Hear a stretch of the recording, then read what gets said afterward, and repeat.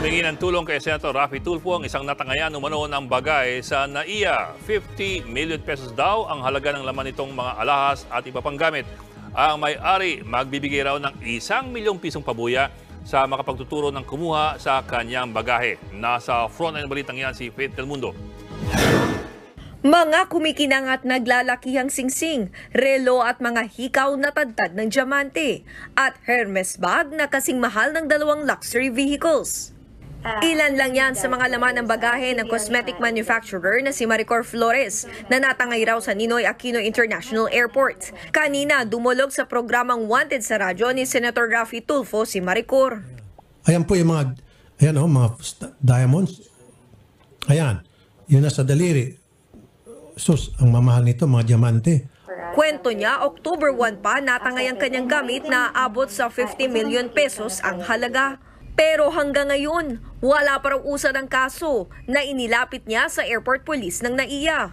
Sa kuha ng CCTV sa Bayfort Terminal 3, makikita si Maricor at kanyang assistant na lumapit sa isang dumating na SUV. Dali-daling sumakay si Maricor at iniwan ang hila-hilang maleta sa pag-aakalang kukunin ito ng kanyang driver. Nagkaroon lang na misconfusion sa amin ng driver ko kasi all the while, normally kasi sa amin is ako talaga yung kukuhanan niya and then pagbubukas ng pituan. But nakita ko kasi siya, nakita ko na siyang papunta sa akin. So, iniwan ko na yung bag. Inikutan niya yung staff ko kasi baka siguro iniisip niya mas madaming dala. Tuliro at nagmamadali rin noon si Maricor dahil papunta siya ng Maynila para puntahan ang amang may sakit. Somewhat nag-hysterical na ako kasi parang sabi ko everything is there. Yun yung paulit-ulit ko na sinasabi doon sa staff ko and doon sa driver ko na umiyak na ako actually. Umiyak na ako kasi the reason why I'm rushing to ride the car is because I want to go to Asian Hospital because yung daddy ko is nasa ICU. And day before that kasi sinasabi na nila na he's due for intubation. Nang makalis ang sasakyan ni Maricor at ang mga pasahero sa paligid, isang lalaki ang lumapit at umupo sa naiwang maleta. Nagpalingalingang lalaki. Ilang saglit pa, isinakay niya ang bag sa hila-hilang trolley. Umupo pa ulit ang lalaki bago raw tuluyang naglakad palayo dala ang maleta.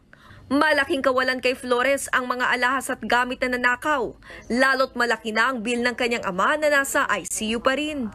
Handa rin daw silang magbigay ng 1 milyong pisong pabuya sa makakapagturo sa kumuha ng maleta. Ang NBI naman nangako maglalabas ng enhanced copy ng litrato ng suspect para mabilis siyang matuntun. Nasabon tuloy ni Senator Tulfo ang NBI dahil sa anyay matagal na takbo ng investigasyon. Pati ikaw sa napagbibintangan. So show to them na wala kang kinalaman talaga at malinis ka, bilis-bilisan mong aksyon mo, sir.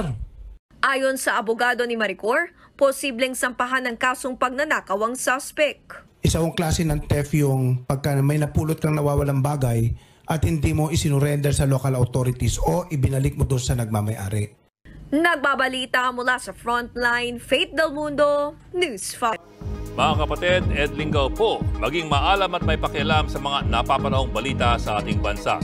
Para sa mas malalimang pagtalakay at paghimay sa mga issue at headlines, tumutok lamang at pag-subscribe sa social media pages ng News 5.